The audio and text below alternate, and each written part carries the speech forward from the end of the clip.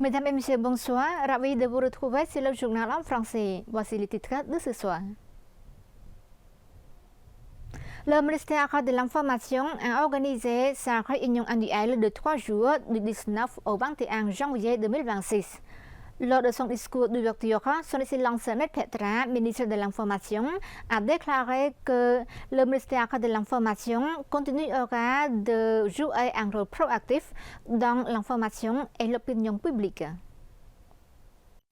La réunion annuelle du ministère de l'Information s'est tenue pendant 3 jours du 19 au 21 janvier 2026 avec la participation de l'Automne Sri Ratana Net Petra, présidente honoraire de l'Association des femmes cambodgiennes pour la paix et le développement du ministère de l'Information, ainsi que de dirigeants tels que des secrétaires d'État, des sous-secrétaires d'État, et des directeurs généraux de 5 départements généraux, ainsi que de nombreux fonctionnaires.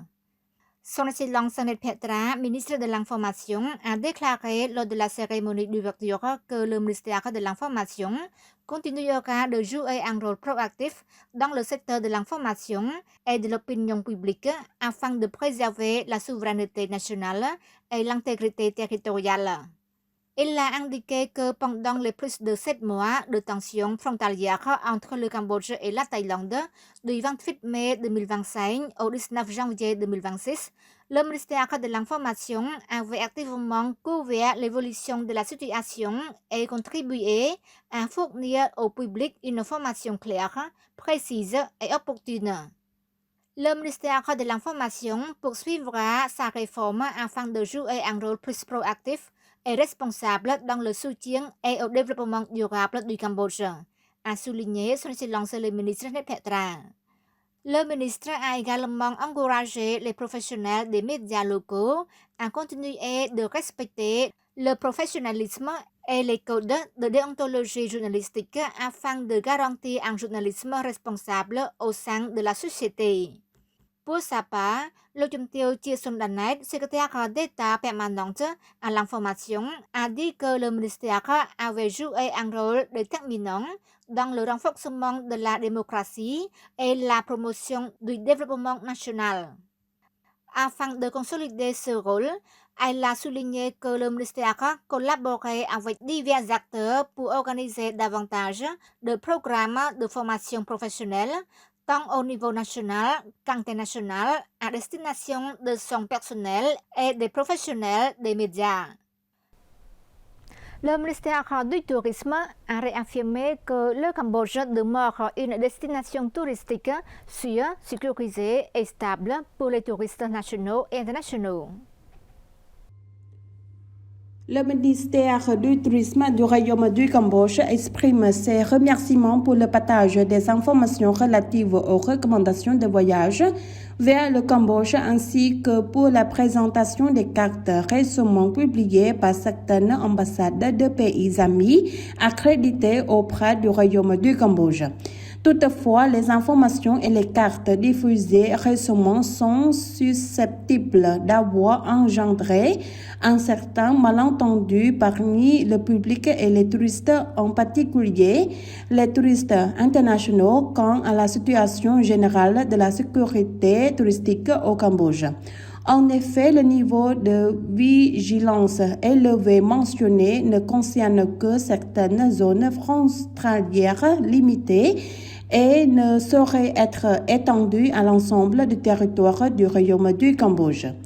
À cet égard, le ministère du Tourisme tient à préciser que le Royaume du Cambodge demeure une destination touristique sûre, sécurisée et stable pour les touristes nationaux et internationaux. Les principales zones touristiques telles que la capitale Phnom Penh, la province de Siem Reap, la province de Phraya-Sihanouk, ainsi que d'autres destinations touristiques continuent de fonctionner normalement et d'accueillir les visiteurs de manière continue avec les garanties de sécurité nécessaires.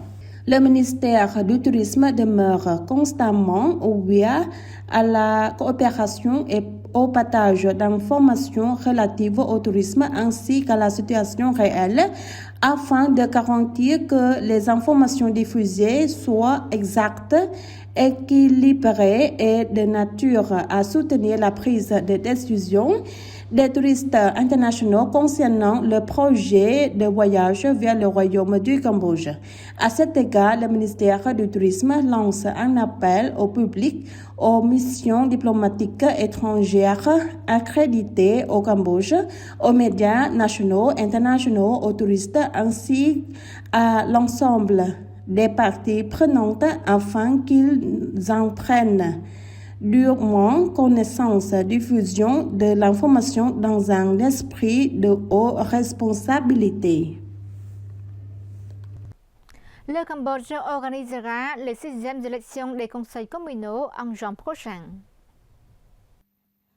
Le gouvernement royal du Cambodge a annoncé la date précise des élections des conseils communaux du 6e mandat.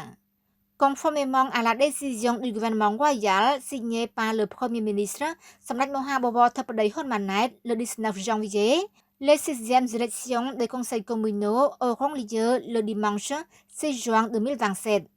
Le bureau du Conseil des ministres, le ministère de l'Intérieur, le ministère de l'Économie et des Finances, le ministère de la Fonction publique et les autres ministères et institutions concernées sont chargés de la mise en œuvre effective de cette résolution. À noter que les précédentes élections des conseils communaux se sont tenues le 5 juin 2022 dans 23 602 bureaux de vote avec la participation de 17 partis politiques.